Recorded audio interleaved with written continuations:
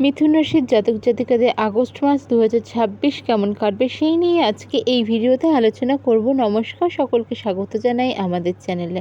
আপনার দিনটি শুভ হোক এই প্রার্থনা করে আজকের ভিডিওটি শুরু করছি। মিথুন রাশি হলো কালপুরুষ রাশিমণ্ডলের তৃতীয় রাশি। এই রাশির অধিপতি হলো বুধ। আগস্ট মাসে আপনাদের গ্রহগত গোচরের ছক কী থাকছে চলুন সবার প্রথমে সেটি দেখে নেওয়া যাক।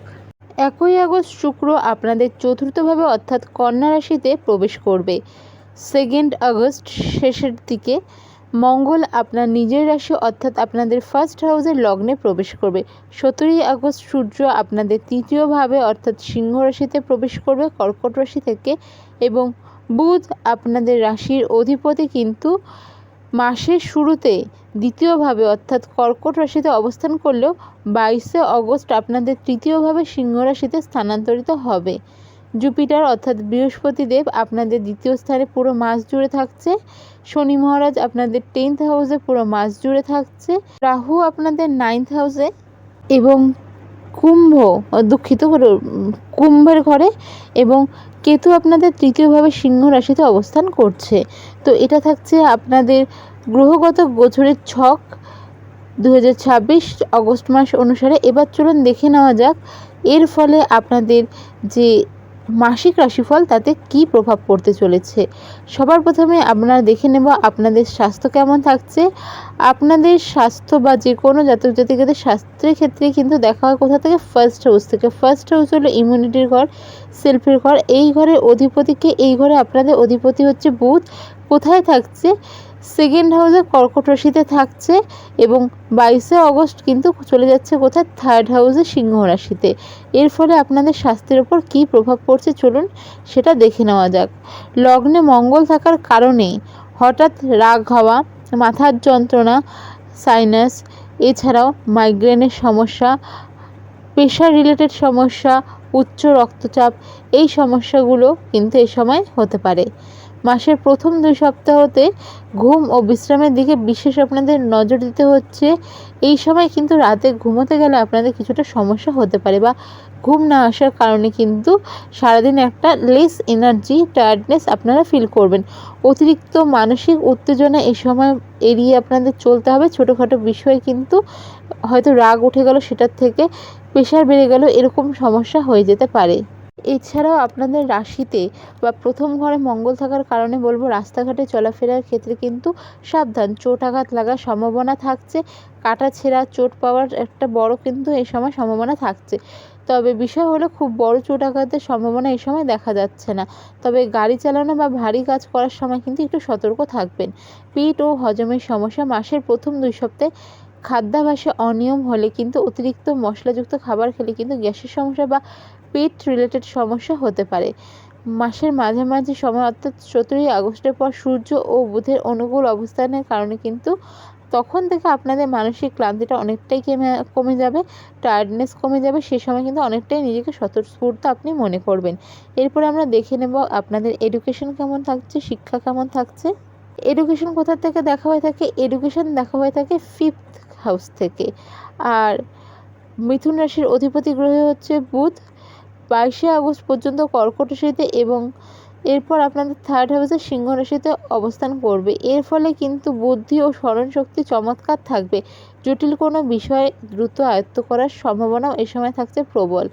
এছাড়াও মঙ্গল আপনাদের 2nd হাউসে যখন আসবে তখন কিন্তু তার দৃষ্টি পড়বে আপনাদের 5th হাউসে, আর তার ফলে কিন্তু এই সময় আপনাদের এনার্জি, কনফিডেন্স অনেক বেড়ে যাবে, অলসতা কেটে যাবে। নতুন যে কোনো কোর্সে ভর্তি হওয়ার সম্ভাবনা থাকছে। চ্যালেঞ্জিং বিষয় নিয়ে আপনি কিন্তু এগিয়ে যাওয়ার সাহসটা পাবেন। যারা পিএইচডি হোল্ডার, মানে পিএইচডি করছেন, বা যারা ধরুন আপার কোনো কিছু হায়ার কিছু এ সময় স্টাডি করছেন, বা ধরুন যারা রিসার্চ রিলেটেড যে কোনো কিছুর সাথে যুক্ত রয়েছেন, বা ইঞ্জিনিয়ারিং নিয়ে পড়ছেন, তাদের জন্য কিন্তু সময়টা বেশ ভালোও হতে চলেছে, আবার কিছুটা চ্যালেঞ্জিংও হতে চলেছে।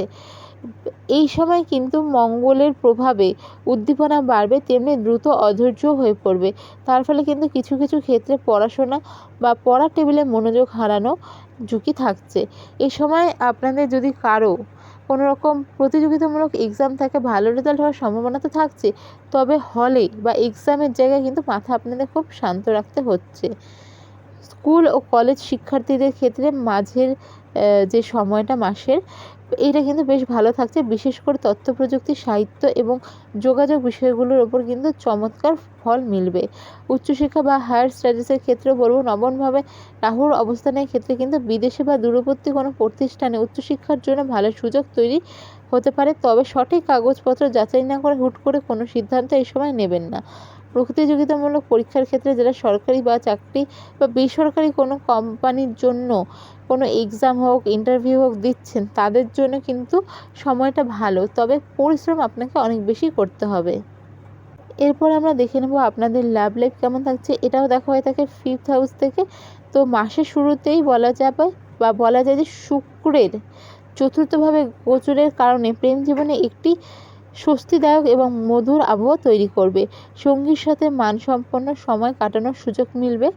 2 আগস্ট মঙ্গল আপনার লগ্নে প্রবেশ করায় আপনার মেজাজ কিছুটা উগ্র বা অধৈর্য হতে পারে। ছোটোখাটো কথায় সঙ্গীর সাথে অহেতুক তর্ক বিতর্ক বা ইগোর সমস্যাও হতে পারে। 17 আগস্ট সূর্য এবং 22 আগস্ট বুধ যখন নিজেদের ট্রানজিট করবে, তখন এই দুই গ্রহের শুভ প্রভাবে নিজেদের মধ্যে ভুল বোঝাবুঝি এবং মনের জমা কথা বলে নিজেদের মধ্যে যে সমস্যা আছে তার থেকে বেরিয়ে আসতে সক্ষম হবেন। যারা সিঙ্গেল রয়েছেন তাদের জন্য মাসের দ্বিতীয় সময়টা বেশ ভালো। নতুন কারোর সাথে কিন্তু এ সময় দেখা হয়ে যেতে পারে বা যে কোনো নতুন সম্পর্কে হাতছানি থাকছেই। এরপরে আমরা দেখে নেব আপনাদের বিবাহিত জীবন কেমন থাকবে। এটা আমরা দেখে থাকি সাধারণত কোথা থেকে, 7th হাউস থেকে। আর মিথুন রাশির বিবাহিত জীবন এ সময় কিন্তু মিশ্র প্রভাব দেখা যাবে। লগ্নে মঙ্গলের অবস্থানের কারণে আপনার মেজাজ উগ্র হতে পারে, যা জীবনসঙ্গীর সাথে অহেতুক তর্ক বা মতভেদের সৃষ্টি করতে পারে। তবে চতুর্থভাবে শুক্রের প্রভাব আপনাদের পারিবারিক পরিবেশকে শান্ত রাখতেও সাহায্য করবে এবং একে অপরের প্রতি টানও বজায় থাকবে। মাসের দ্বিতীয়ার্ধে বুধ এবং সূর্যের অনুকূল গোচরের কারণে কিন্তু কথাবার্তার মাধ্যমে সব ভুল বোঝাবুঝি দূর করে দাম্পত্যের মধুরতা ফিরিয়ে আনতে আপনারা সক্ষম হবেন। কেবল নিজের অহংকার এবং রাগ নিয়ন্ত্রণে রাখলেই আপনাদের সমস্যার সমাধান হয়ে যাবে। এরপরে আমরা দেখে নেব আপনাদের ভাগ্য, ক্যারিয়ার এগুলো কেমন থাকছে।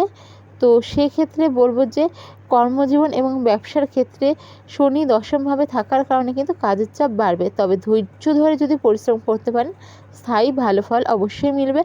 মঙ্গলের লগ্নে অবস্থানের কারণে আপনার মধ্যে কিন্তু কাজের গতি, সাহস এবং নতুন উদ্যোগকে, নতুন চ্যালেঞ্জকে একসেপ্ট করার মতন একটা প্রবণতা বাড়িয়ে দেবে।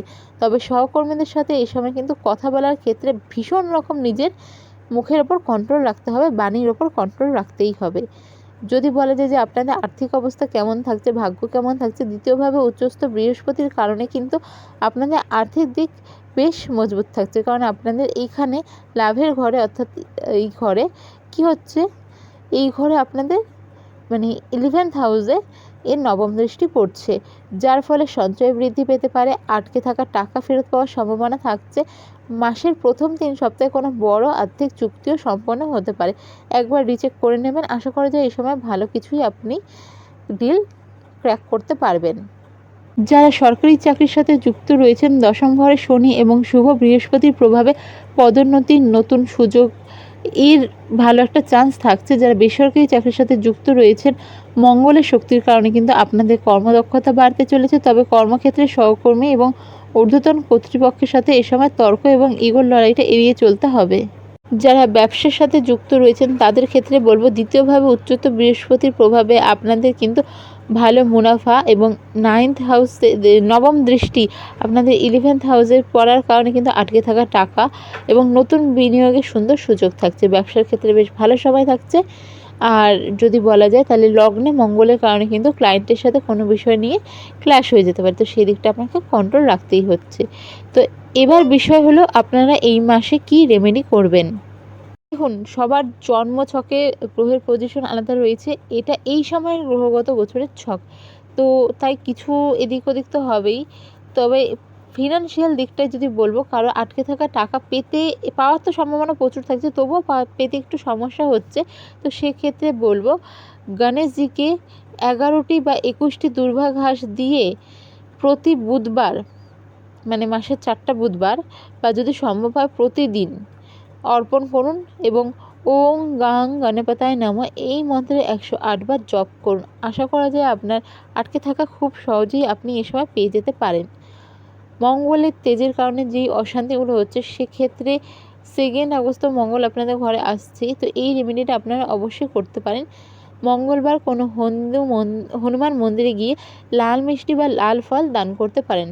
আর যদি সম্ভব হয় তাহলে অবশ্যই প্রতিদিন হনুমান চালিসার পাঠ করুন। এছাড়াও দ্বিতীয় ঘরে উচ্চ বৃহস্পতির কারণে কিন্তু আপনাদের জীবনে অনেক কিছুই ভালো হতে চলেছে। তো যাদের মনে হচ্ছে আর একটু ভালো হতে পারতো, তারা অবশ্যই এবং প্রত্যেকটা জাতক জাতিকা এই রাশির আমি বলবো অবশ্যই আপনারা এই রেমেডিটা করতে পারেন। ওং নমো ভগবতে বাসুদেবায় নমঃ এই মন্ত্রে 108 বার জপ করুন। আর এই সময় কোনো রকম সবুজ শাক বা সবজি কোনো গোমাতাকে অবশ্যই খাওয়ান। কোনো বৃহস্পতিবার যদি হয় খুব ভালো হয়। তো ভিডিওটা যদি আপনার ভালো লেগে থাকে অবশ্যই সাবস্ক্রাইব, লাইক, শেয়ার করুন। দেখা হবে পরের ভিডিওতে। জয় শ্রীকৃষ্ণ, রাধে রাধে।